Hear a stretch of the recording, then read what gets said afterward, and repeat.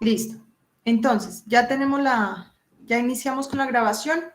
Vamos, como les había dicho la clase de ayer, el día de hoy vamos a abarcar la parte final del derecho a asociación sindical y por su parte vamos a entrarnos en el derecho de negociación colectiva. ¿Listo?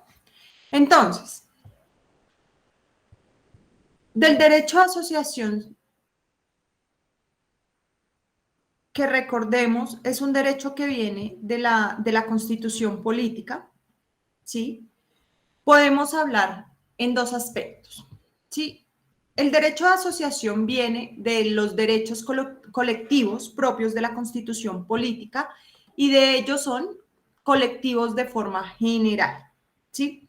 De hecho, nosotros en la Constitución política podemos ver dos clases de derechos colectivos generales. ¿Cuáles son esas dos clases de derechos?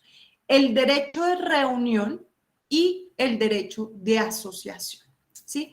Nosotros vamos a ver la huelga determinada propiamente en una negociación colectiva. A ver, más adelante veremos la huelga en negociación colectiva. Y vamos a ver cuándo es huelga ilegal, por qué se presenta la huelga ilegal, pero sobre todo cuáles son las consecuencias, ¿sí? Entonces nosotros nos preguntamos, bueno, profe, pero si la huelga es muy limitada y es restringida frente al derecho de negociación colectiva, ¿por qué hablamos de paros? ¿Por qué hablamos de ceses colectivos? ¿Por qué hablamos de huelgas generales? Sí, pues en Colombia y más en el derecho laboral colectivo está restringido. Entonces, la razón es por esta disposición, el derecho de reunión consagrado en la Constitución Política en su artículo 37. ¿Sí? Por favor, alguien que me colabore con la Constitución, artículo 37, que me regale la lectura.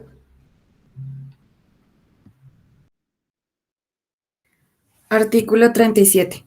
Toda parte del pueblo puede reunirse y manifestarse pública y pacíficamente. Solo la ley podrá establecer de manera expresa los casos en los cuales se podrá limitar el ejercicio de este derecho. Entonces, nosotros podemos unirnos colectivamente entre ciudadanos, ¿sí? Porque nos une una idea, porque nos une una política, porque efectivamente nosotros estamos como tal convocando o reuniéndonos para un fin específico, ¿sí? ¿Cuál es el fundamento? Artículo 37. ¿Sí ven? Nosotros podemos congregarnos voluntaria y pacíficamente sin que nos puedan restringir este derecho, ¿sí? Este es de forma muy general, ¿sí? Yo debo entender que puedo reunirme con un grupo de personas que compartimos mismos intereses, pero esa reunión debe tener un fin legal, ¿sí? Un fin legal, un fin pacífico. Entonces, hay otro derecho de carácter colectivo que es el derecho de asociación, ¿sí? Es el que hemos estado viendo y analizando, ¿sí? Este derecho de asociación ya es más específico porque ya nos permite a nosotros es asociarnos, no solamente reunirnos, no solamente convocarnos de forma colectiva, sino adicional a ello, asociarnos y buscar unos fines específicos, ¿sí? Unos fines en común. ¿Dónde está consagrado el derecho de asociación? Artículo 38. Por favor, alguien que me regale la lectura del artículo 38. Yo, profe. Dale. Artículo 38. Se garantiza el derecho de libre asociación para el desarrollo de las distintas actividades que las personas realizan en sociedad. Entonces, yo puedo organizarme ya no solamente para buscar quién opina similar o quiénes tenemos ideas similares, sino para realizar actividades, ¿sí? Para realizar acciones. Ya, entonces, ya no solamente me voy a reunir, sino me voy a asociar a buscar y a ejecutar esos fines o o esas acciones que nosotros queramos y que nos están uniendo en determinado momento. Este derecho de asociación tiene dos elementos. Uno es que yo me puedo asociar libremente, ¿sí? Si yo lo deseo, ¿sí? No solamente reunirme, no es solamente convocarme, sino asociarme para realizar una actividad, y el otro va encaminado al desarrollo de esa actividad que nosotros queremos hacer y para lo cual nos asociamos. Por otro lado está el derecho de asociación sindical, ¿sí? Esa asociación sindical ya viene más que todo para defensa de intereses comunes, ¿sí? Si vimos el derecho de reunión y el derecho de asociación, ya va más determinado de forma general y aquí ya es más específico, porque nosotros vamos no solamente a realizar cualquier actividad, sino a realizar una defensa de nuestros intereses comunes, de lo que nos unió. ¿Listo? ¿Alguien tiene el código sustantivo a la mano?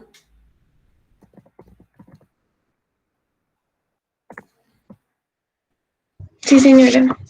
Que me regale el artículo 353, por favor.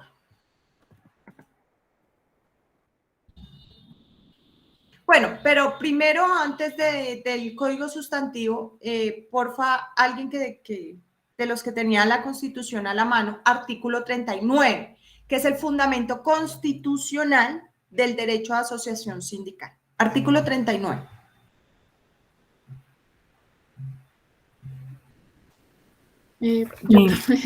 Artículo. No, Tatiana, dale.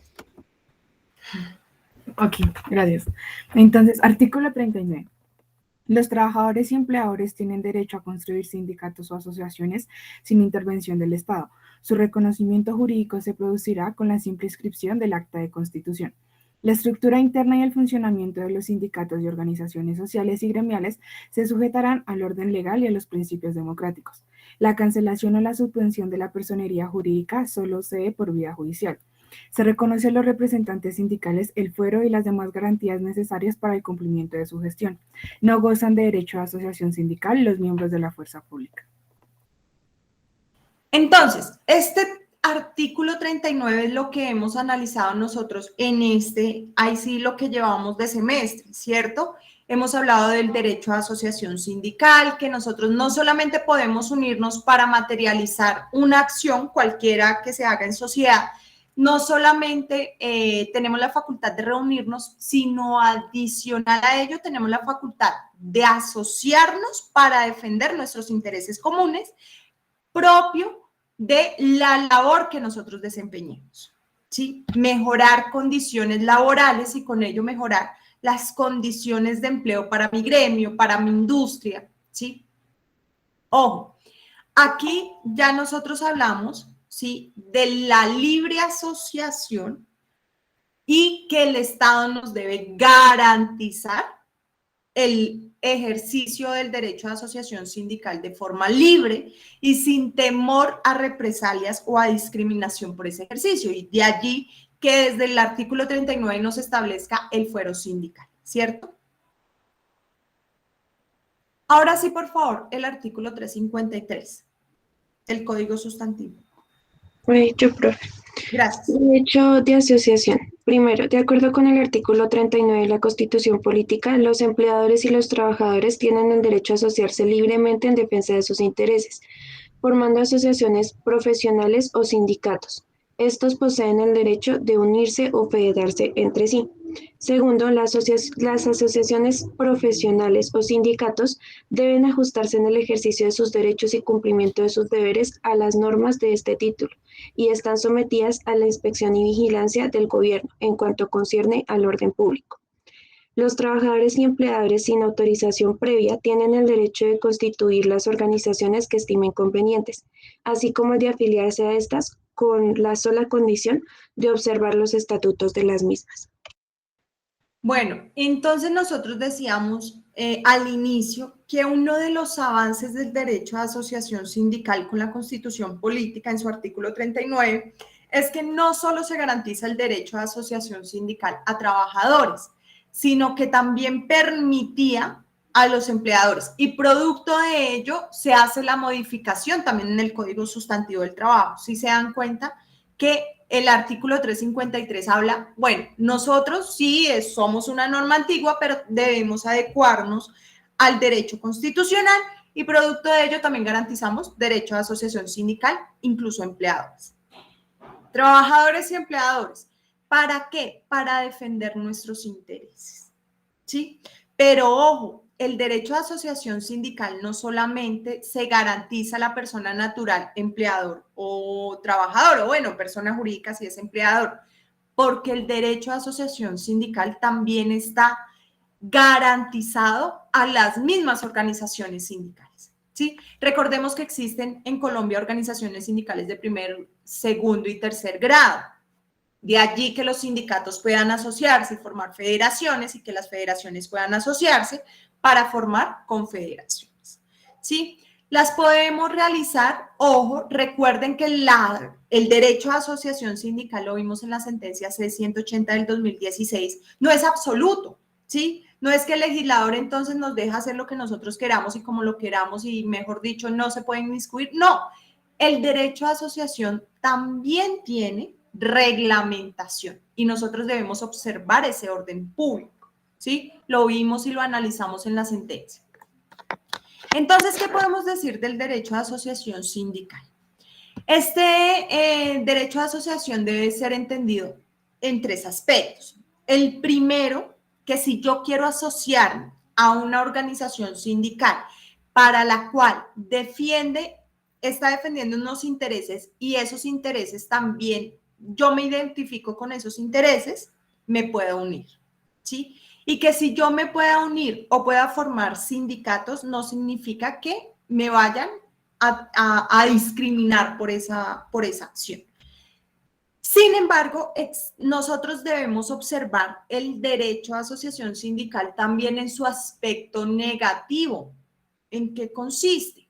En que si a mí esos izquierdosos, a mí eso del sindicalismo no me llama la atención, yo no estoy de acuerdo porque eso es parte de la guerrilla, ¿sí? O sea, cualquier convicción que yo tenga también se me deba respetar. Y que si yo no me quiero unir a un sindicato, a mí no me obliguen a unirme a un sindicato. Esa parte o ese elemento también es propio del derecho de asociación sindical, pero entonces se dice que es de su parte negativa, que si yo no me quiero unir, no me obliguen a unir, ¿cierto? Que si yo no quiero pertenecer a una organización sindical porque sencillamente no me representa, yo no tenga la obligación de hacerlo. Y por otro lado, que a pesar de que en algún momento lo quise hacer, me uní porque consideré que iba a estar representado en mis intereses y ahorita no me siento así, yo me puedo retirar de la organización sindical en cualquier momento y no me obliguen a permanecer allí, ¿sí? Entonces, el derecho a asociación sindical no solamente debe entenderse en su aspecto positivo, es decir, que si yo quiero formar, que si me quiero unir, lo puedo hacer en cualquier momento, sino también en su aspecto negativo, en el sentido que si yo no me quiero unir, no quiero formar o hacer parte de un sindicato, no me obliguen, y que si yo me quiero retirar porque ya no me representa o porque yo ya no me siento identificada con ese sindicato, lo puedo hacer en cualquier momento. Y que tampoco vaya a tener represalias por eso. ¿Sí? Ay, es que aquí nosotros solamente admitimos a trabajadores que se encuentren afiliados al sindicato y si el sindicato lo saca, pues entonces se va de la empresa, que tampoco pueda hacerse así, porque atentaría contra el derecho a asociación sindical. Y eso es lo que vamos a ver a continuación.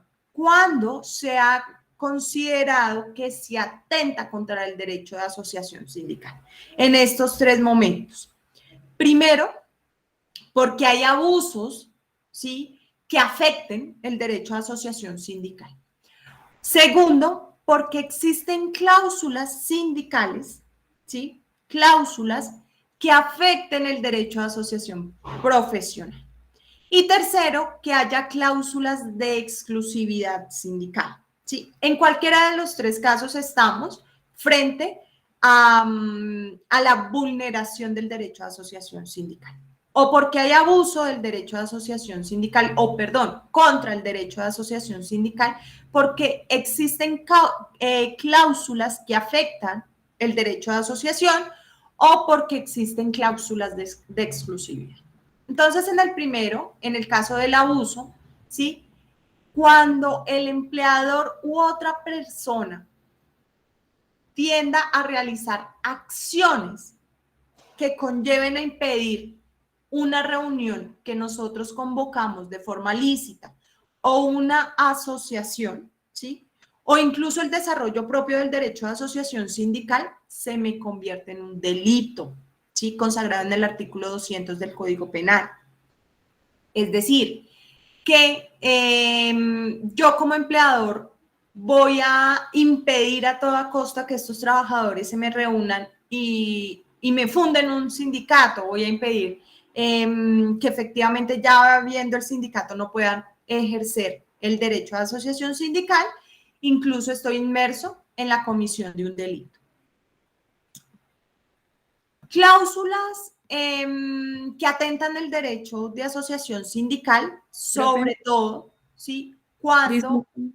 Sí. Profe, discúlpame, ¿puedes ir un poquito más despacio? Es que no estamos alcanzando. O sea, yo sé que no Sí, por favor. pero no. Ok, perdón, listo. Perdón. Sí, es que yo no sé qué... O sea, ustedes saben que yo vengo de derecho laboral individual y allá me toca correr mucho y no aprendo, sigo sin aprender frente a las otras materias que sí debo ir más despacio. Entonces, devolvámonos un poquito, ¿sí?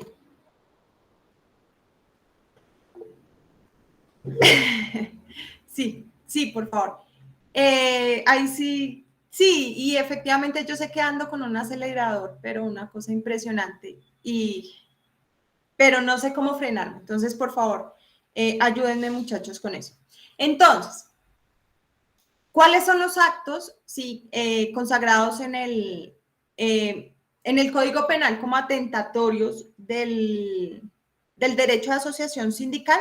Todos aquellos que estén tendientes, ¿sí?, a impedir o perturbar el derecho de reunión, el derecho de asociación general o incluso el derecho de asociación sindical. Es decir, yo me enteré que van a reunirse para formar el sindicato, esa reunión inicial de la que ya hemos hablado, ¿sí? Entonces yo me invento cualquier cosa con el fin de perturbar o impedir que se lleve a cabo esa reunión sindical, ¿sí? ¿Por qué? Porque es que acá yo no voy a permitir ningunos trabajadores sindicalistas, esos guerrilleros, esos izquierdosos, bueno, en fin, ¿sí? Entonces yo a toda costa impido el ejercicio del derecho de asociación. Y recordemos que es un derecho constitucional, yo no lo puedo impedir. Por otro lado, si efectivamente se me ve la intención de realizar dichos actos, estoy ante la comisión de un delito. Eso siempre lo debo tener claro. Esos actos son delitos, ¿sí? Artículo 200 del Código Penal. Por otro lado, habíamos establecido cláusulas, ¿sí?, que atentan contra el derecho de asociación sindical. Recordemos que el derecho de asociación sindical no se protege solamente a aquellos que quieran hacer parte de ellos, ¿sí?, del sindicato, de la organización, ¿sí?, de la organización profesional. También se debe garantizar la parte negativa la parte negativa del derecho, ¿sí? Que si yo no quiero hacer parte, no me obliguen a hacer parte. Por lo tanto, se impide que en convenciones colectivas, ¿sí?, establezcan cláusulas sindicales que obliguen a los trabajadores a asociarse a pesar de que ellos no quieran, ¿cierto?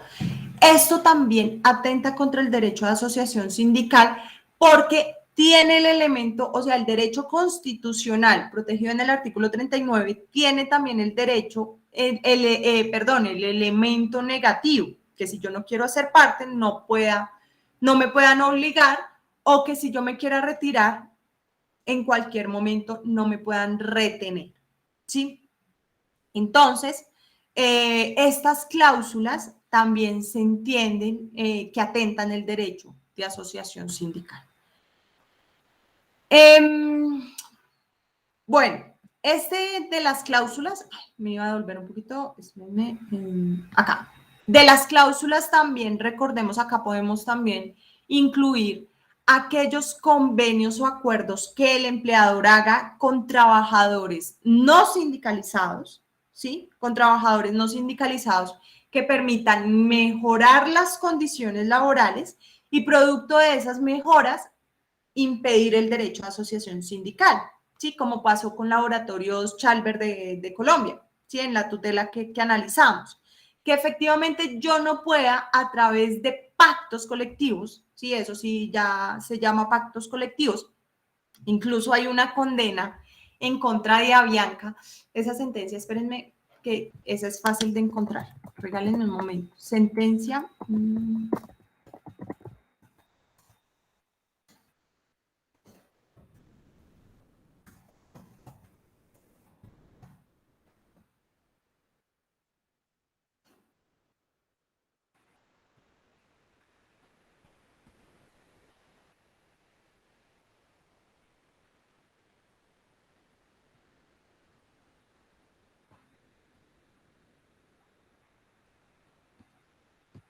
Bueno, esta noticia no me dijo la tutela, la sentencia.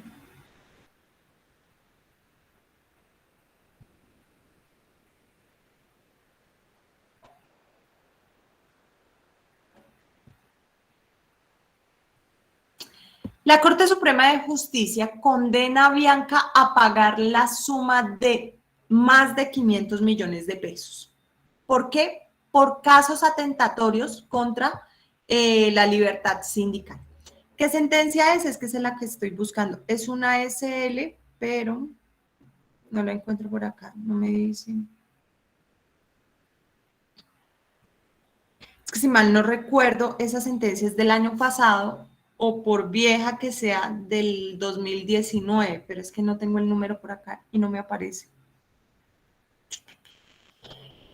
Ah, acá está. Sentencia SL 2615 del 2020, ¿sí? Ahí sí para el que la quiera.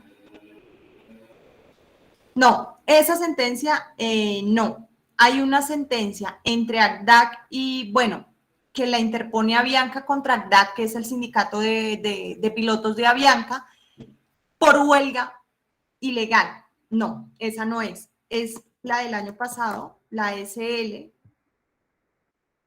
2615 de 2020.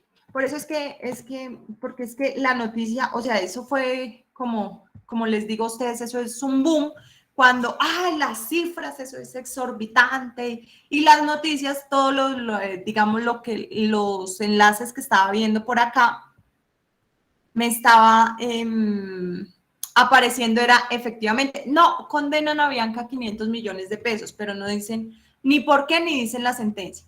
La sentencia de la SL, la del año pasado, 2615 de 2020, y allí lo que hace la Corte Suprema de Justicia, ante la demanda de ACDAC, que es el sindicato, ellos, ¿qué es lo que solicitan? Ellos dicen que Avianca firmó un pacto colectivo, ¿sí? Ahí sí a grandes rasgos. Ellos firmaron un pacto colectivo.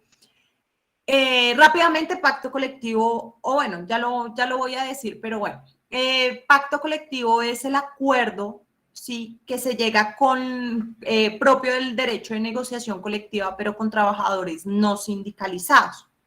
No se llama convención colectiva, sino se llama pacto colectivo. Entonces, ¿qué hace Avianca? Coge a todos sus trabajadores no sindicalizados y les ofrece mejores condiciones y producto de ese ofrecimiento nace un pacto colectivo. Si yo reviso el pacto colectivo y reviso la convención colectiva de la empresa, ¿sí? O bueno, que logró el sindicato, el pacto colectivo tiene mejoras en las condiciones laborales. Si yo soy un trabajador sindicalizado y producto de esa sindicalización, a mí me aplica la convención colectiva en vez del pacto, pues ¿yo qué hago? Me salgo de la convención, me salgo del sindicato y me voy por el pacto, porque es que salarialmente y prestacionalmente me conviene más el pacto. Y aquí no tengo que pagar cuota sindical, mientras aquí sí. ¿Sí? Entonces yo digo, no, ¿sabe qué? Me voy. Eso atenta contra el derecho a asociación sindical, porque lo que hace el pacto no es mejorar las condiciones de los trabajadores que ejercieron la negociación colectiva, sino que va tendiente a la perturbación del derecho a asociación sindical del sindicato. ¿Sí? Entonces, ¿qué hace el sindicato? Interpone una acción ordinaria en contra de la empresa, en contra del empleador, para que se sancione por actos atentatorios del derecho a asociación sindical. La Corte Suprema de Justicia dice sí, es evidente porque las condiciones son mucho mejores, las de aquí, las del pacto, que las de la convención, y producto de ello está incitando a los trabajadores sindicalizados a apartarse del sindicato. ¿Sí? Entonces, lo que hace la Corte es condena en una suma superior a los 500 millones de pesos a Bianca como sanción para el sindicato, para pagar los perjuicios que le ocasionaron al sindicato. Producto de ello, la Corte Suprema de Justicia dice, sí, en una empresa puede haber pacto colectivo y convención colectiva, sí, claro, pero las condiciones y las mejoras no pueden ser más significativas en el pacto que en la convención. Si yo voy a acordar con mis trabajadores no sindicalizados, algo muy similar que hace la Corte Constitucional con Laboratorios Chalber, aquí en sede laborales, sede de Corte Suprema de Justicia, le dice, porque es que la diferencia entre Laboratorios y entre Avianca es que Avianca sí firma pacto colectivo, Laboratorios de Chalper no, si ellos lo hacen con los contratos individuales de cada uno de los trabajadores no sindicalizados. Aquí hay pacto colectivo y la Corte dice, sí puede haber, pero si usted va a mejorar en el pacto colectivo, tiene que mejorar e igualar las condiciones de la convención colectiva. Las debe poner de forma igual, porque si el pacto es desigual y es mejor, aquí los del sindicato se me van para el pacto. Y eso atenta al derecho a asociación sindical. Usted puede hacer esto, mejorar las convenciones y desmejorar el pacto. Eso es válido, ¿sí? Porque es producto del ejercicio de asociación sindical, pero no lo puede hacer de forma contraria. Si está mejor las condiciones del pacto, iguale las de las convenciones colectivas. Es una sentencia interesante, SDL 2615 del 2020 de la Sala de Casación Laboral de la Corte Suprema de Justicia, para que aquellos que quieran profundizar en eso lo puedan hacer. ¿Listo? Por otro lado, cláusulas de exclusividad sindical, ¿sí? Nosotros como sindicatos no podemos obligar, ¿sí? No podemos obligar a los trabajadores a ingresar al sindicato, ¿sí? Entonces, ¿usted quiere trabajar en esta empresa? Bueno, sí o sí tiene que afiliarse con el sindicato. ¿Quiere el contrato de trabajo? Usted afíliese con el sindicato, porque está obligando a estar dentro de una organización sindical, y eso no se puede hacer, eso atenta al derecho de la libre asociación sindical.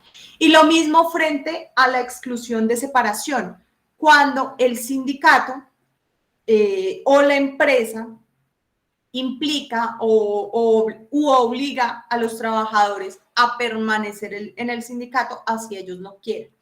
¿Qué es lo que pasa? El derecho a asociación sindical es importante, claro, es perseguido, sí, también, pero también hay sindicatos que a nosotros no nos representan, ¿sí? Es decir, que yo como conocedora del derecho laboral, yo como defensora del derecho laboral, yo defiendo los sindicatos, sí, pero es que hay unos sindicatos que no me representan, ¿sí? Que yo no me siento identificada con esos sindicatos. Entonces, ¿por qué a mí me van a obligar a ser parte, a ayudar mutuamente a todos aquellos que hacen parte de ese sindicato si yo no lo quiero hacer? Entonces, como yo no lo quiero hacer, ¿sí? Porque me van a obligar. Entonces, esas cláusulas que tienen exclusión o que buscan obligar de alguna forma a ingresar al sindicato o a permanecer en él, también atentan contra el derecho de asociación sindical. ¿Listo? Bueno, ¿y qué podemos hacer frente a estos casos? ¿Sí? ¿Qué podemos hacer frente a este abuso del derecho, frente a estos casos que nos atentan el derecho constitucional de asociación sindical? Nosotros podemos ejercer estas 4 acciones, ¿sí? Podemos ejercer la acción de tutela, podemos ejercer un proceso administrativo que busque una sanción, ¿sí? Podemos ejercer la denuncia del delito, recordemos que estamos frente a unos delitos, así que también hay sanciones penales, y adicional a ello podemos ejercer el derecho a asociación sindical a través de los permisos sindicales, ¿sí? Entonces, estas 4 son mecanismos que protegen el derecho a asociación sindical. ¿Cómo lo protegen? Recordemos que la acción de tutela está prevista en el artículo 85 de la Constitución Política y en el decreto, es que ese número sí, siempre se me olvida, de la acción de tutela es el decreto 20, bueno, espérenme encima. Decreto 2591 de 1991 y que ha tenido modificaciones los últimos 2 años, ¿sí? 2591 del 2000, no, perdón, de 1991 es el que reglamenta el artículo 85. ¿Qué es lo que hace el artículo 85? Consagra en la Constitución una acción tendiente a la protección de los derechos fundamentales. Y recordemos que el derecho a asociación sindical es un derecho fundamental. ¿Qué es lo que pasa? Inicialmente, no siempre ha sido, la asociación sindical no siempre ha sido, estoy despistada con una cola, pero una cosa loca esa cola que me, no mentiras, es molestando. Yo sé que ellos son, bueno, son muy especiales, son muy lindos. Yo adoro los gatos, pero bueno. Entonces, el artículo 85 nos dice, esta acción es indispensable para la protección de derechos fundamentales. Ay, profe, el derecho de asociación sindical es fundamental. Sí, la respuesta es sí. Más por avance internacional que porque en Colombia siempre se haya considerado como un derecho fundamental. De hecho, con la expedición de la Constitución Política, el derecho a asociación sindical no era considerado derecho fundamental. ¿Qué es lo que ha dicho la Organización Internacional del Trabajo, la ONU, la OEA, instrumentos como el PIDEX? El derecho a asociación sindical, el derecho de negociación colectiva, la huelga son derechos fundamentales. Y asimismo se ha construido una línea en la Corte Constitucional de una evolución de un derecho que al inicio se interpretó como de segunda categoría, como de segunda generación, como no merecedor de protección a través de la acción de tutela. A hoy en día ya hemos superado la discusión. Y sin lugar a duda alguna, el derecho a asociación sindical es un derecho fundamental que puede ser protegido a través de acción de tutela. Profe, ¿y su merced qué prefiere? ¿Acción de tutela o proceso ordinario? No, pues, o sea, cualquier abogado te va a responder. Si yo puedo defender un derecho de un cliente mediante acción de tutela, no lo voy a dudar ni un segundo, me voy por la acción de tutela. Acción constitucional, acción expedita. Hay jueces sancionados sancionados disciplinariamente por no resolver tutelas en el término de 10 días hábiles, como dice la norma. Entonces, obviamente, yo voy a escoger la acción de tutela que se me resuelve y me sale sentencia en 10 días hábiles a un proceso judicial que sé cuándo inicia, pero nunca cuándo termina. ¿Sí? Entonces, acción de tutela para proteger derecho a asociación sindical. Otra forma es aplicarle al empleador o a aquellos que realizan actos que vayan en contra del derecho a asociación sindical, son sanciones administrativas. ¿Quiénes aplican las sanciones administrativas? El Ministerio del Trabajo. ¿Sí? Yo puedo interponer una queja ante la autoridad administrativa del trabajo, que en este caso es el Ministerio del Trabajo, para que ellos investiguen si efectivamente el empleador, la empresa, bueno, o quienes ejerzan actos en contra del derecho de asociación sindical, sean investigados esos actos y de comprobarse la comisión que atenta al derecho de asociación sindical, se le puedan imponer sanciones. Esas sanciones no van a favor del sindicato, no van a favor de la empresa, no van a favor del Ministerio del Trabajo, sino son sanciones pecuniarias que van a favor del Servicio de Enseñanza Nacional de Aprendizaje, es decir, a favor del SENA. Lo que pasa es que si a mí me condenan entre 500 a 1000 salarios mínimos, yo lo pienso 2 veces, ¿cierto? Entonces son sanciones súper altas.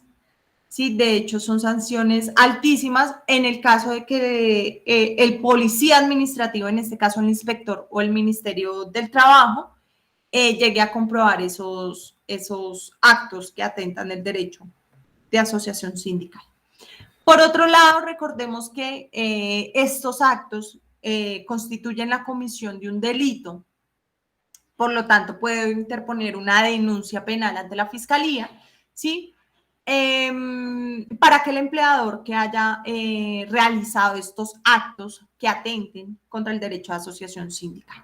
El Código Penal entonces establece la conducta típica de los que atentan contra el derecho a asociación sindical, impidiendo la reunión, impidiendo el ejercicio de los derechos sindicales y la pena va a consistir tanto en prisión como en multa, ¿sí? Frente a prisión, hablamos de una pena de prisión de 1 a 2 años de cárcel y una multa equivalente a 100 y 300 salarios mínimos legales mensuales vigentes. Entonces, o sea, puede incluso estar ante las dos, ¿sí? Eso lo van a ver más que todo en derecho penal. Por último, los permisos sindicales son también mecanismos que tiene el legislador para proteger el derecho a asociación sindical, sobre todo el ejercicio de funciones sindicales. ¿En qué consisten los permisos sindicales? En que deben ser concedidos a los directivos o a las personas que ejerzan el derecho a asociación sindical para ausentarse del trabajo en jornada ordinaria, ¿sí? Y que no vaya a tener represalias o no vayan a tener descuentos algunos en sus salarios, sino que efectivamente pueda ejercer esas actividades propias de la función sindical sin, con permiso avalado incluso del empleador. ¿Listo? Se llama permiso sindical. Eso es como lo que nos hacía falta del derecho de asociación sindical. No sé si hay alguna pregunta.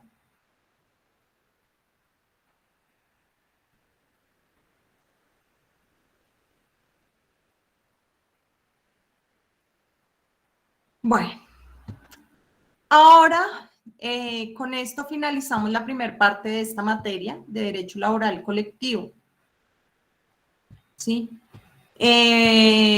La finalizamos y empezamos al segundo punto de la materia, y es el derecho de negociación colectiva. ¿Sí? Sí, Laura. Sí, profe, es que pues tengo una pregunta. Pues nosotros, su merced nos dijo que pues a uno no lo pueden obligar a ser parte de un sindicato, ¿sí? Y me acuerdo que su merced, cuando nos estaba dando la clasificación doctrinaria, nos dijo que había un tipo de sindicatos donde a uno le pedían pertenecer a un sindicato para entrar a, digamos, a ocupar un puesto, ¿sí? Claro. Uh-huh. Sí, señora. Entonces, en ese sentido, uno podría decir como, usted me está violando mi derecho a asociación sindical y decir como... Y o sea, así, uno podría decir, usted sí. no, uno dice como no quiero entrar al sindicato y no le dan el contrato. Entonces uno podría decir como no me contrataron, pero fue porque no quise entrar al sindicato. Un Y acto es válido. discriminatorio, sí. O no tanto eso. Estando en la empresa, ya estando trabajando, les dan por crear un contrato sindical. Sí, eso se ha visto muchísimo. Y producto de la creación del contrato sindical, me obligan a mí a afiliarme al sindicato para yo mantener el puesto de trabajo. Sí, también atenta contra el derecho de asociación sindical. Recordemos que la clasificación doctrinaria, yo les decía, esa no se aplica en Colombia porque incluso algunos casos van en contra del derecho de asociación sindical. Sí, es más como, era como más para efectos de académicos, por así decirlo. ¿Sí? Para efectos más de que supiéramos cómo a lo largo de la historia se habían creado y organizado sindicalmente algunos sindicatos. Pero no todos se aplican en Colombia porque si recuerdan, el sindicato mixto de la clasificación doctrinaria permitía la asociación en una sola organización de empleadores y trabajadores. ¿Sí? Y eso aquí en Colombia es inconcebible porque los empleadores van a tirar hacia un lado y los trabajadores hacia el otro. Entonces, ¿cómo van a perseguir fines comunes si de entrada no los tienen?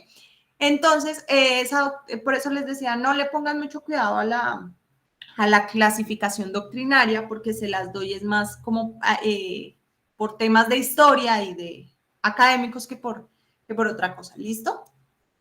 Gracias, profe, sí, señora. Vale. Pero entonces sí, efectivamente yo puedo ejercer incluso acción de tutela, de pronto como hablo yo de derecho fundamental, sí que se me está vulnerando en el aspecto negativo, puede incluso hasta salir próspero la acción de tutela. Sin embargo, no sé hasta qué punto me puedan reintegrar en mi puesto de trabajo. Si ya estoy dentro, ¿no? Porque si no me dan el contrato de trabajo, en virtud de que no me quise afiliar a un sindicato, créeme que la defensa del empleador va a estar encaminada hacia otro lado que hacia la no afiliación al sindicato. Entonces ahí es un poco más difícil de demostrar. Y si a mí me despide por no hacer parte del sindicato, a pesar de que ya empecé a trabajar, ¿sí? No sé hasta qué punto me puedan reintegrar, porque no estaría, o sea, sí me estarían vulnerando el derecho a asociación sindical, sin embargo, no estaría protegida con fuero. Y recordemos que el fuero es lo que me da la acción de reintegro. ¿Sí? Entonces, no sé hasta qué punto, por acción de tutela, puede que condenen al empleador de pronto a pagar perjuicios, pero no sé hasta qué punto se conceda un reintegro. Eso sí, tocaría revisar el caso muy detenidamente y mirar qué ha pasado, pero no creo que lleve a un reintegro por esa razón. Entonces, ya finalizado el derecho de asociación sindical, sí, les decía, vamos a hablar ya de otro aspecto del derecho laboral colectivo y es el derecho de negociación colectiva. ¿Qué es la negociación colectiva? Entonces, la negociación colectiva es ese momento de concertación entre empleadores y trabajadores para soluciones a un conflicto colectivo, ¿sí? ¿Qué busca el conflicto colectivo? Me va a buscar mejorar las condiciones de trabajo, las condiciones de empleo de los trabajadores a partir de la creación, modificación o supresión de normas. Cualquiera de las tres la podemos hacer. Es decir, yo puedo modificar, yo puedo crear una norma nueva o puedo suprimir incluso la existente con el único fin y propósito de mejorar las condiciones laborales. Ojo, ojo con el derecho de negociación colectiva, porque a pesar de ser un derecho de carácter colectivo propio del derecho laboral, no está ligado a la asociación sindical. Es decir, yo puedo ejercer el derecho de negociación colectiva sin sindicato, ¿sí? Por lo tanto, se garantiza el derecho de negociación colectiva a trabajadores sindicalizados e incluso a trabajadores no sindicalizados. Alguien, ahí sí, yo soy profe, pero usted nos habló de la...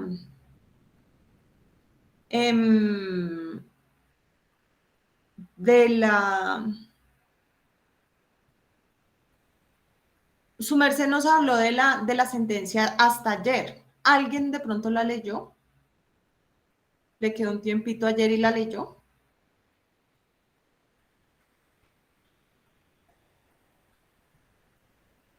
Profe, pues yo la verdad tenía entendido que la sentencia era para leerla pues de manera voluntaria la otra semana. Ay, no, Julieta. Vale. No servía para un tema de hoy, pero listo, no hay ningún problema, tranquilos, no se preocupen. Yo igual dije que era voluntaria, así como también lo sostuvo, es voluntaria. Bueno, ¿qué es lo que pasa? Con la negociación colectiva, ¿qué busco yo? Mejorar condiciones. ¿Cómo voy a ejercer el derecho de negociación colectiva? ¿Cómo lo inicio? Sí, María Camila. Profe, lo que pasa es que pues yo no quería decir que sí la leí porque no la entendí muy bien, porque ahí precisamente presentaba el pliego de peticiones y eso era como el dilema de la sentencia de que si era válido o no y a quién se la estaban presentando por el sindicato. Porque, o sea, habían dos diferentes. Entonces ahí voy. Bueno, te me fuiste por el lado que no era, pero listo, no pasa nada. Ahí, bueno, a grandes rasgos les cuento en qué consiste la sentencia. Hay una empresa y hay un sindicato, así como raro. El sindicato, no, está el sindicato, está la empresa. ¿Qué es lo que sucede? Hay sustitución patronal. ¿Qué pasa? La empresa queda en manos o en cabeza de otra empresa diferente. ¿Y qué hace el sindicato? Presenta el pliego de peticiones. Una de las razones, ¿sí?, del pliego de peticiones nos dice, bueno, de hecho en lo que se basó el Tribunal de Arbitramiento fue en lo siguiente. Yo no concedo lo que están pidiendo porque se lo presentaron a la empresa nueva y ustedes, sindicato, fueron creados con la empresa anterior, ¿sí? Entonces, ¿cómo efectivamente no, mentiras. ¿Cómo fue? Se lo presentaron con la empresa anterior y al haber sustitución patronal para el Tribunal de Arbitramiento, no hubo un debido proceso de negociación colectiva, ¿sí? Y producto de ello, niegan el pliego de peticiones que porque hay sustitución patronal y el sindicato debió haber presentado el pliego de peticiones a la empresa nueva, ¿sí? Entonces, negaron. ¿Qué dijo la Corte Suprema de Justicia? Usted no se ponga a hacer eso. Sí, porque, ojo, no le está diciendo ni al sindicato ni a los empleadores, le está diciendo es al Tribunal de Arbitramiento. A usted no le importa quién es el nuevo empleador. Perdónenme la expresión, pero básicamente se los dijo, obviamente palabras más amables, pero pues eso, o sea, les estoy contando el chisme, ¿sí? Como si fuera una novela. No, de hecho, las sentencias de la Corte en materia laboral son como si fueran una novela. A mí me encantan por eso, porque le cuentan a uno, y yo cuando leo me armo el rollo, entonces por eso es que yo se los cuento así. Entonces le dijo la Corte Suprema, usted no sea, ¿sí? Porque es que ese no es su asunto, ese no es su problema, eso déjenoslo a nosotros como jueces. Nosotros miraremos si hay una debida sustitución patronal o no, ¿sí? ¿Usted qué va a hacer? Ahí, incluso hasta de pronto con esta historia los motivó a leer la sentencia.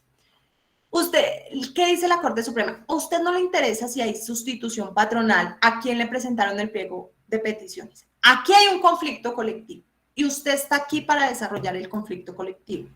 Usted no puede aplicar normas de derecho laboral porque es que usted no es juez, ¿sí? Básicamente le dice algo así al Tribunal de Arbitramiento, no se iguale a nosotros, usted no se ha igualado, haga sus funciones, ¿sí? Le dice la Corte al tribunal. Entonces el tribunal ¿qué era lo que debía hacer? Y le dice la Corte, usted debía haber fallado el problema, el conflicto, a partir de razones de equidad. Imagínese usted lo que sea mejor para esa empresa. Eso es lo que usted debe hacer. Nosotros no nos podemos inmiscuir en sus asuntos, no podemos, incluso lo dice, no podemos resolver este conflicto porque es que nosotros no fallamos en equidad como ustedes lo hacen. Así que ustedes no vengan aquí a fallarnos en derecho como nosotros lo hacemos, le dijo en pocas palabras la Corte al tribunal. Sí, María Camila. No, profe, iba a recalcar eso de la sentencia, que habían dicho que el tribunal prácticamente se extralimitó y que pues ellos no definían equidad, sino en derecho, y no resuelve como tal el conflicto colectivo. Bueno, esas sí fueron las palabras que utilizó la Corte. Eso sí, pero sí, esas sí fueron las palabras que utilizó la Corte. Usted me falló en derecho, usted se metió en mi campo, ¿sí? Usted se metió en la órbita de los jueces del trabajo y ustedes no tienen esa función. Nosotros no podemos solucionar el conflicto, le dice la Corte, porque nosotros no tenemos funciones en equidad, nosotros no fallamos en equidad y la solución del conflicto debe darse en equidad. ¿Qué es lo que debe hacer un tribunal de arbitramiento? O sea, sin extralimitarse en sus funciones, sin ir de más. Deben coger el pliego de peticiones. ¿Cuántas peticiones son? Son 15. De las 15, o sea, yo acá estoy mirando el pliego de peticiones. De las 15 se llegaron a un acuerdo frente a 2. ¿Sí? ¿Cuántas me quedan? Me quedan 13 peticiones. Yo como tribunal de arbitramiento debo decir, con el pliego de peticiones, porque ojo, estoy limitado a lo que pidieron. Si no lo pidieron, ahí sí, no hay nada. Y debo revisar qué tan sólida es la empresa. ¿Sí? Es decir, debo revisar las cuentas de la empresa, la economía de la empresa. Esta empresa sí puede sostener las condiciones y las peticiones que está realizando el sindicato. Por lo tanto, a la petición tercera sí se la concedo. Pero es que el Código Sustantivo del Trabajo dice que la jornada ordinaria debe ser de 8 horas al día, 48 a la semana, y este sindicato está pidiendo una jornada ordinaria semanal de 40 horas. Y la norma dice eso, pero aquí estamos para crear una nueva. Por eso es que el tribunal debe fallar en equidad y no aplicar normas, porque si aplica normas se inmiscuye en las funciones y facultades de la Corte Suprema de Justicia y de los jueces del trabajo. Entonces, aquí la sentencia nos dice, usted no lo haga así. ¿Sí? Vuelvo y reitero, en pocas palabras le dijo la Corte al tribunal, no sea igualado. ¿Sí? Usted se está metiendo en mi campo, y es que de verdad es un vaciado que le da la Corte Suprema al tribunal, o sea, es que es chévere, la sentencia es muy buena. Le dice la Corte, y como yo no me puedo inmiscuir en sus asuntos, pues yo no puedo resolverle el conflicto. Le devuelve el laudo arbitral, le devuelve al tribunal el laudo arbitral y le dice, ahora sí, con su laudo arbitral, por favor, falle bien, haga las cosas bien. Sí, le dice así la Corte Suprema al tribunal. Porque es que yo no me puedo meter en su campo, así que usted no se meta en el mío. ¿Sí? Se lo advierte incluso, se lo advierte. No puede fallar en derecho, falla en equidad. Eso es, o sea, lean las sentencias así y verán que les coge un amor al derecho, una cosa impresionante. Le iba a responder a Andrés, pero veo que se fue. Bueno, entonces, ¿cómo se inicia el conflicto? A través de la presentación del pliego de peticiones. ¿Sí? ¿Qué va a contener el pliego de peticiones? Las condiciones que queremos mejorar. ¿Cómo las queremos mejorar? ¿Cómo están ahora y cómo queremos mejorarlas? ¿Sí? Es que el salario mínimo legal mensual vigente es de 908.526 pesos. Uy, profe, ¿se lo aprendió? Sí, es que estoy con liquidación con los chicos de individual, entonces ustedes entenderán. Entonces, el salario mínimo es de eso. Y nosotros queremos mejorar el salario mínimo, ¿sí? Ay, ¿cómo lo queremos mejorar? Queremos que el salario mínimo de nosotros, sí, exactamente. O sea, lo bueno de eso es que a otros les toca también. Entonces, ¿cómo lo vamos a mejorar? No es que nosotros queremos un salario mínimo de 1,5 millones. Uy, pero eso es exorbitante, es que se está pasando por casi 600,000 pesos. Sí, en eso consiste, en mejorar las condiciones laborales. ¿Cómo las vamos a mejorar? Pidiendo. ¿Sí? Ahí sí como el sermón de la iglesia los domingos. Pídanle a Dios, Dios no sabe lo que usted necesita. Bueno, sí lo sabe, pero pídalo también. ¿Sí? Es lo mismo acá, pida lo que quiera mejorar. Uy, pero es que un salario mínimo de 2,200,000, si la empresa tiene, pídalo. Y eso es lo que va a hacer el tribunal. El tribunal va a verificar, porque ojo, ellos aplican es equidad y la empresa sí le da para pagar salarios de 1,5 millones. Ah, sí, es que la empresa tiene un patrimonio de 2,000 millones de pesos anuales. Ah, bueno, sabe que, ajá, entonces ahí uno ya lo empieza a mirar con otros ojos. Bueno, sí le da. Sí, eso es el fallo en equidad. Pero ¿cómo empezamos nosotros ese proceso? A través de un pliego de peticiones. Si no pedimos, pues no se nos lo va, o sea, consideran que es que nosotros estamos súper contentos con el salario mínimo de 900,000, ¿sí? Entonces, ¿quiénes pueden presentar el pliego de peticiones? El sindicato y también lo pueden presentar un grupo de trabajadores no sindicalizados. Recordemos que el derecho de negociación colectiva se garantiza para trabajadores sindicalizados y trabajadores no sindicalizados. La única diferencia es que el pliego de peticiones, cuando estamos ante sindicato, lo presenta el sindicato o la comisión negociadora que haya sido elegida para representar a todos los sindicatos que existan en la empresa. Incluso pueden haber varios pliegos de peticiones, ¿sí? Porque la única limitante para que solamente haya un pliego es empleados públicos. Empleados públicos y solo se puede presentar, recordemos, un único pliego de solicitudes. Aquí en pliegos de peticiones no hay problema de que se presenten varios. El tema es para entrar a negociar porque sí debe salir una convención colectiva para la empresa. ¿Sí? O sea, no pueden salir varias convenciones, entonces involucre a todos, el proceso es de todos, ¿sí? Entonces, esa es como la limitante. De resto, no están marcados los requisitos, no tienen formalidad alguna, sí hay libertad en la estipulación del pliego, entonces busquen lo que sea mejor para la representación.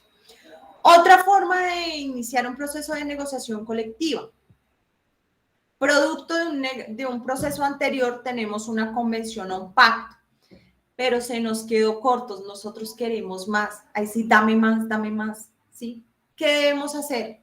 Denunciar la convención o el pacto, ¿sí? Que nos rija, y presentar unas nuevas peticiones, un nuevo pliego de peticiones y producto de la denuncia vamos a iniciar un nuevo proceso de negociación colectiva. ¿Qué sucede con la convención colectiva denunciada?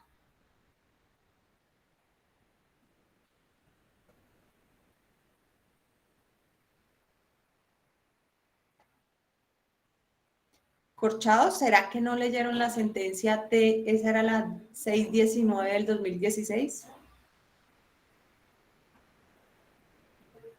Yo no sé qué me pasa hoy, pero como que estoy teniendo buena memoria. Eso es como raro, pero bueno. ¿Puedes volver a repetir la pregunta? Qué pena. ¿Qué pasa con la convención del pacto colectivo de enunciados?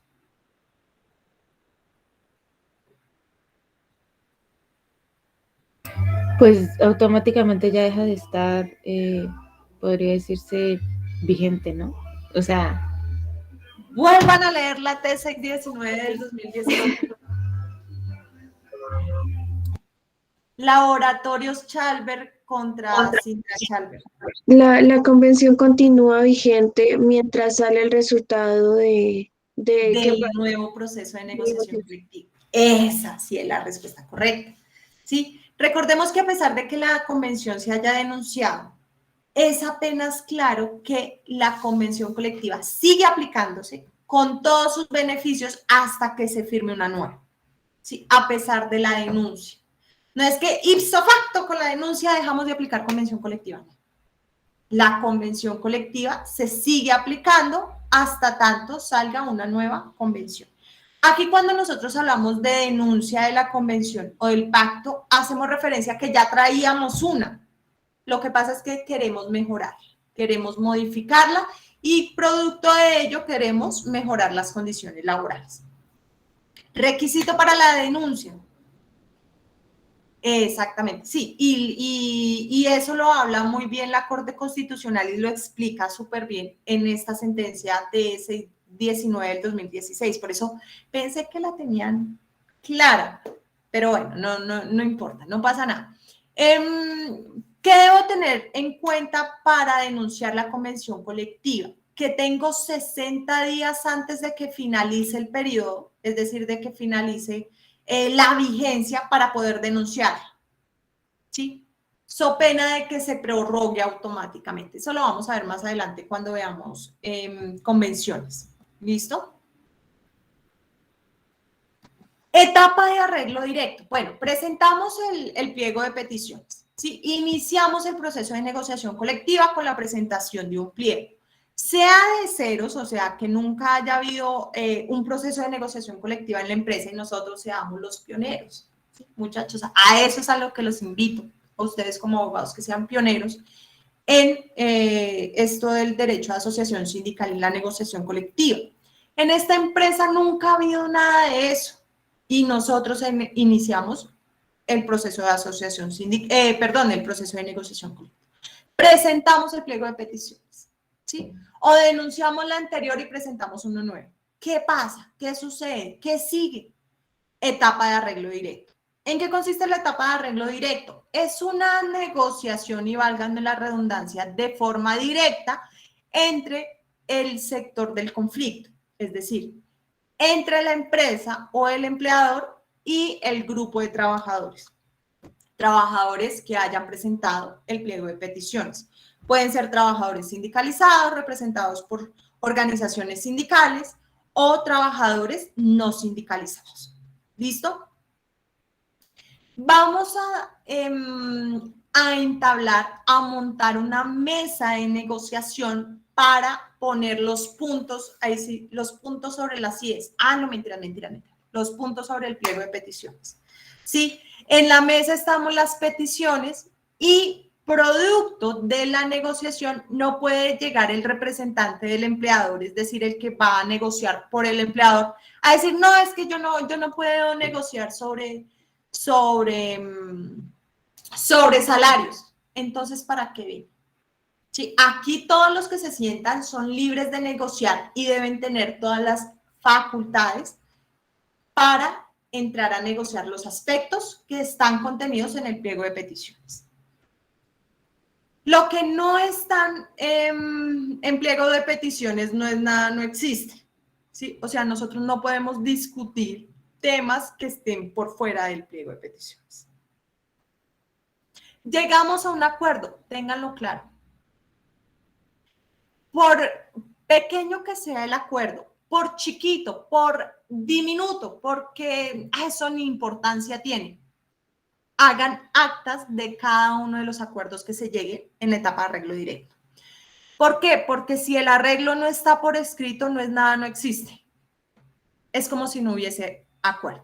Para que el acuerdo tenga validez, se debe realizar las actas, se debe constar por escrito y eso es lo que va al Ministerio del Trabajo para que tenga obligación, ¿sí? De las partes. Bueno, profe, muy bonito.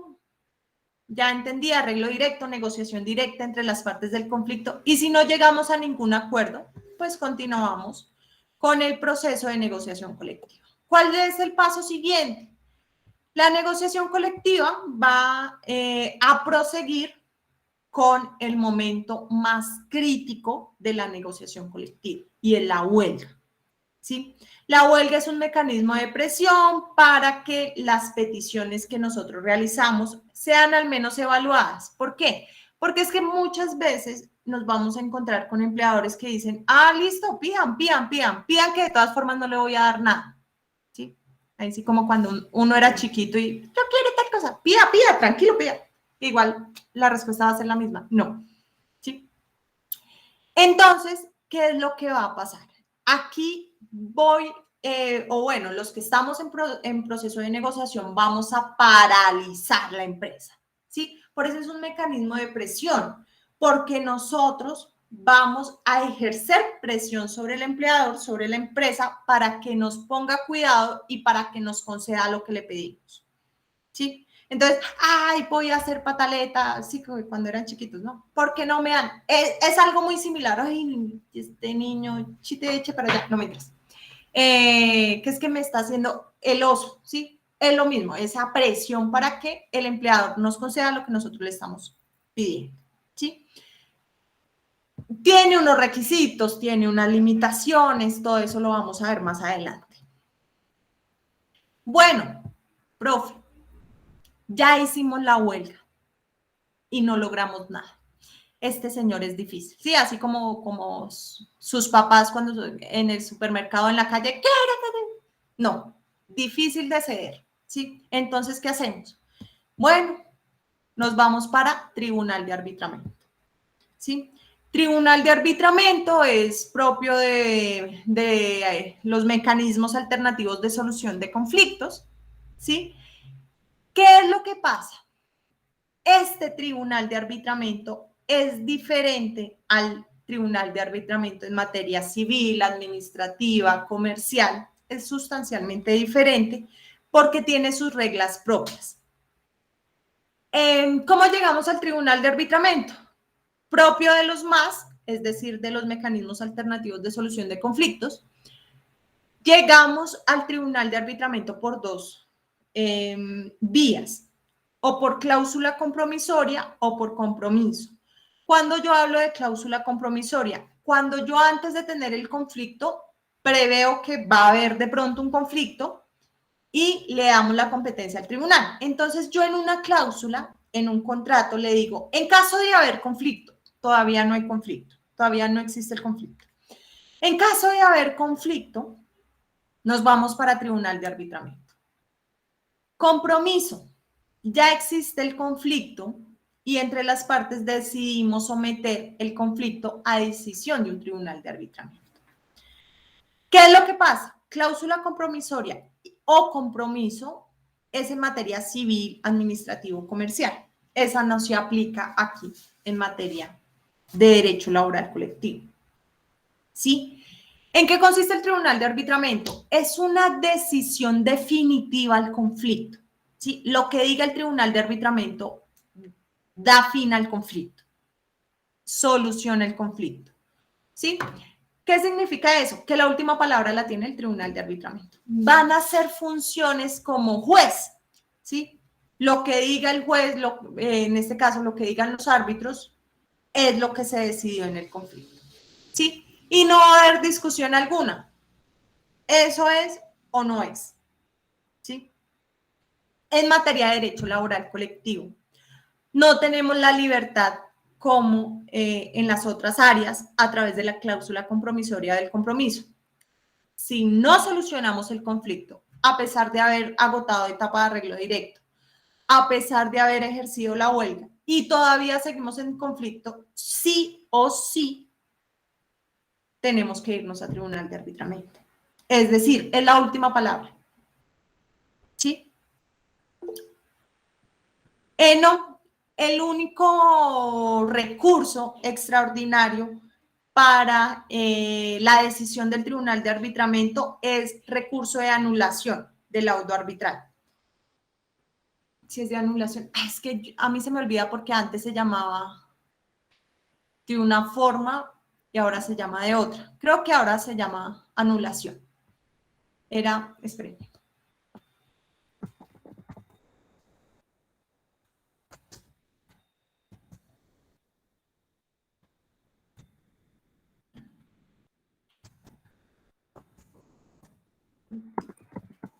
Ese se llama...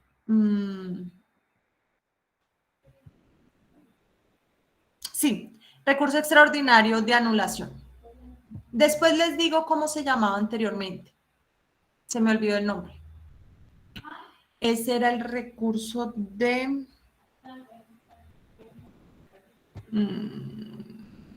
no, lo tengo anotado en el código. Después les digo cómo se llamaba anteriormente. El único recurso que existe es de anulación. ¿Y en qué consiste? En verificar si lo que hizo el Tribunal de Arbitramiento estuvo bien o mal, que fue lo que hizo la Corte Suprema en la sentencia que les decía, ¿sí? ¿Qué es lo que hace la Corte Suprema de Justicia? No va a decir, como les dije anteriormente, no le va a decir al tribunal cómo debe fallar, si debe conceder las peticiones o no. Lo que pasa es que lo que se hace en el recurso de anulación es verificar si lo hizo bien o lo hizo mal. Eso es lo que hace. Pero no hay recurso como el de apelación que revisa la decisión y aparte toma una decisión por el tribunal, no. Porque en materia de derecho laboral colectivo y en conflictos colectivos, el tribunal falla, ¿en qué, María Camila? ¿En qué sentido falla el tribunal de arbitramiento? En que no define inequidad, sino en derecho. Al revés. No en derecho, sino Equidad y no en derecho, exactamente. En equidad y no en derecho. Y como los jueces fallan en derecho y no en equidad, entonces ellos no pueden decir cómo debe fallar el tribunal de arbitramiento. El único competente es ese tribunal. ¿Listo? Bueno, profe, ¿y a mí cómo se me garantiza que lo que nosotros estamos buscando, si haya justicia con ese fallo en equidad? Ya lo vamos a ver. Cuando veamos tribunal de arbitramiento, vamos a ver cómo se garantiza que el fallo sea objetivo, ¿sí? Pero entonces eso lo veremos más adelante. ¿Alguna pregunta de este proceso de negociación? Profe, es que no sé si me confundí o escuché mal.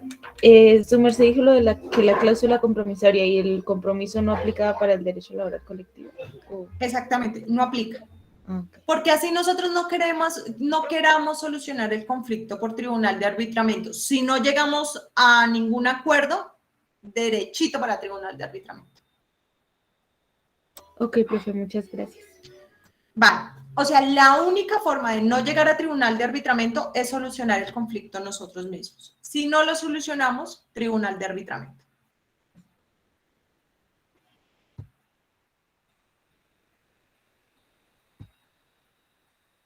Entonces, muchachos, espero que al menos con la cháchara del día de hoy les haya motivado para iniciar este proceso de negociación colectiva.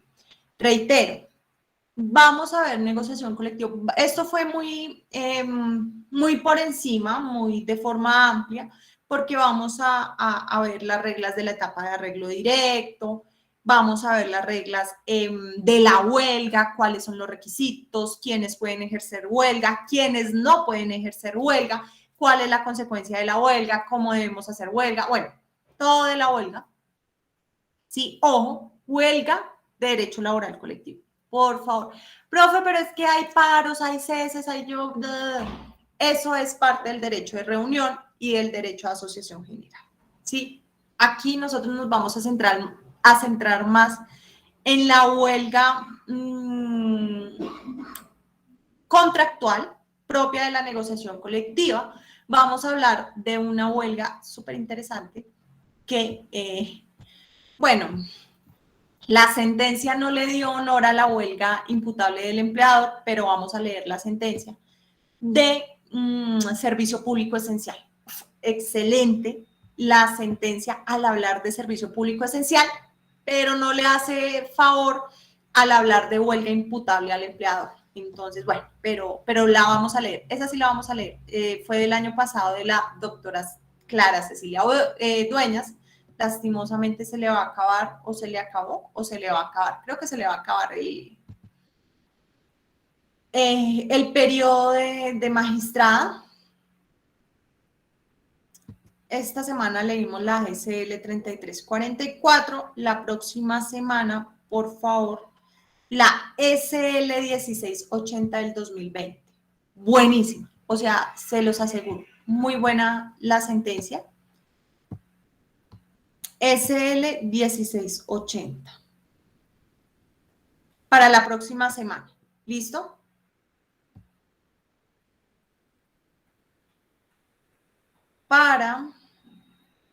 Entonces déjenme, se las habilito de una vez. Y para la siguiente, listo, ya está habilitada. SL 1680 del 2020. Buenísima la sentencia de huelga. Y hay otra pero esa sí ya es para la siguiente semana, la de arriba. Se las menciono, todavía no se las habilito. 15966 del 2016. Esa es para la siguiente semana. Cuando hablemos de suspensión ilegal de huelga, ¿cuáles son las consecuencias? Buenísimo. Por el momento, entonces vamos la próxima clase a hablar de conflictos. La siguiente de conflictos colectivos hablaremos de arreglo directo. Yo creo que en una clase se nos va esa. Y el miércoles hablaremos de huelga y estudiaremos la 1680. ¿Listo? O sea, esa sí es de obligatorio cumplimiento, por así decirlo. Es obligatoria lectura, muy buena, realmente habla y explica muy bien el derecho de huelga. Sin embargo, hay una restricción y son los servicios públicos esenciales. Y eso nos explica muy bien sobre servicios públicos esenciales cuando estamos frente a un servicio público esencial. Muy bueno. La siguiente sentencia también es de huelga, pero esa es de huelga ilegal, eso no es de servicio público esencial, sino cómo debe ejercitarse la huelga, qué requisitos nosotros debemos cumplir para que la huelga sea legal, cómo debemos ejercitarla. Hay dos problemas jurídicos. Yo creo que les preguntaré por los dos. ¿Listo? Entonces, ténganlo en cuenta para que lo vayan leyendo. La sentencia para el miércoles. Profe, espera, me enredé.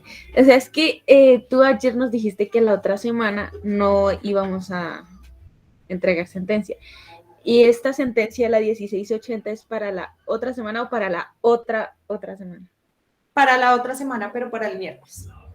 Sí, porque si no, se las dejo para la siguiente tendríamos que leer dos sentencias. Ok, profe. Gracias. Sí. Profe, qué pena, Sumer dijo que la asociáramos con servicios públicos esenciales y qué otra cosa. Servicios públicos esenciales. Y servicios públicos esenciales. Y servicios públicos esenciales. Gracias, profe. Sí, servicios públicos esenciales. La otra es la que tiene dos problemas. Ok.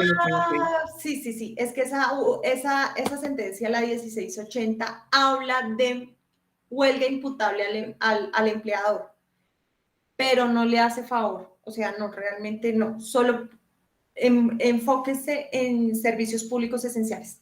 La huelga no le hace favor la sentencia no le hace favor al tema de la huelga imputable al empleado. Entonces, servicios públicos esenciales. Sí, muchachos. Listo, entonces veámonos el día martes y la sentencia sí la dejamos para el miércoles. A ustedes por la paciencia y por esta cabeza que a veces, bueno. Nos vemos la próxima semana, muchachos. Feliz resto de semana, que estén muy bien. Voy a dejar la grabación hasta aquí. ¿Listo?